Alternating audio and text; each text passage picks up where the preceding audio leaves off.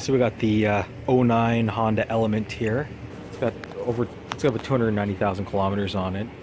But anyways, it was running certified and all that. I just took it apart here, doing some preventative maintenance on it. So as you can see, down here you see this black tube. It's called the heater pipe, and that is a problematic tube because it's at the front of the engine. So all the corrosion, road salt and all that stuff happens at the front of the engine, going backwards. So this pipe right here, you can see how corroded it was. It was ready to let go, and then when I pulled it out, it cracked and for sure would have started leaking. So it's bad. So glad I got in there to change this pipe, because on a long road trip that could let go and overheat the engine. Getting into how to remove it here, there's two bolts. There's one here below the airbox, that's where the airbox mounts. One over here on the transmission. Those bolts are not too hard to get off. The hardest part is getting the manifold off, which I've never really done on a K-series motor before, but I took the bolts off. So there's two pieces. There's a bracket at the back. The bottom bolt's not too bad, but the top bolt, if it's not corroded, if you could take that nut off, you'll have a lot better time. And also, these connectors right here, this gray and black connector, they're on a mount behind the manifold, and they're a real pain. So once that's off, you can kind of work everything out. You gotta take the battery out. Airbox obviously comes right out. That's the bulk of what's in that area. So again, this heater pipe, one last thing I forgot to mention about that. So getting the pipe out, like, all it is an O-ring at the end of that, and it just slides on into that. But taking the old one out is not that straightforward, because the corrosion just does something where it traps it in there. There's not a lot of space to grab a hold of it and to like yank it up.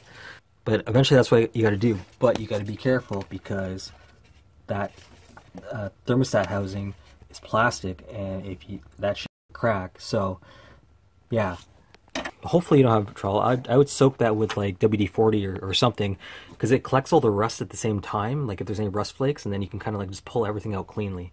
Here's one thing I gotta let people know about so they don't make the same mistake. This right here, this is where, sorry, I can't remember what bolt said. I know I said airbox, but I think it's something else. But anyways, there's a bolt there I was trying to take off, and it was so corroded. You can see this piece is different. I changed this. It was so corroded that when I was trying to tap the socket onto the nut, it broke this whole section of this housing off. I thought for a second it was part of the head, and I was like, oh my gosh, I'm gonna have to change the whole head now. But luckily, this like coolant junction comes separate. So yeah, picked it up for like 20 bucks off a buddy, and good to go again. As I mentioned, this is an automatic. This right here, this black pipe, I'm replacing that as well. That's a transmission line. I'm not sure if it's return or pressure, but anyways, that was starting to corrode as well. It's really nasty, right? Like, look at that, gross. So that's another thing, that if that lets go, you get a leak, and on a long drive, that's going to cause transmission failure, possibly permanent damage. So a couple pipes totaling up to around $100 or so, but definitely needed to keep this thing running reliably for a long time. These K-series engines are awesome, and gotta love Honda. Okay, so getting the manifold back in. I should have shot this before taking it out. When you're pulling it out and trying to slide it out of here, okay, that's what you're gonna do. You're gonna like get it right like this. Not gonna lie, it wasn't the most cleanest way that I got it out. I had to bend this tab up temporarily to get more movement here, and as you see, I'm putting it back in. So that wire harness right there that slides on, make sure you take that off to get more room. But this brace right here, like, it's going to contact that. You're probably going to scratch it a bit.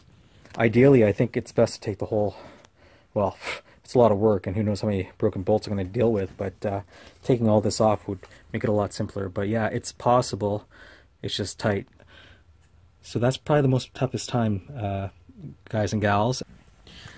And there's a bracket that holds this down to the block, along with some connectors, and that's not easy to deal with. So yeah, it's possible. It's just expect a bit of a fight, especially if the vehicle has seen Ontario roads. So yeah, I hate rust. It's the cancer of vehicles. What can you do, I guess, right?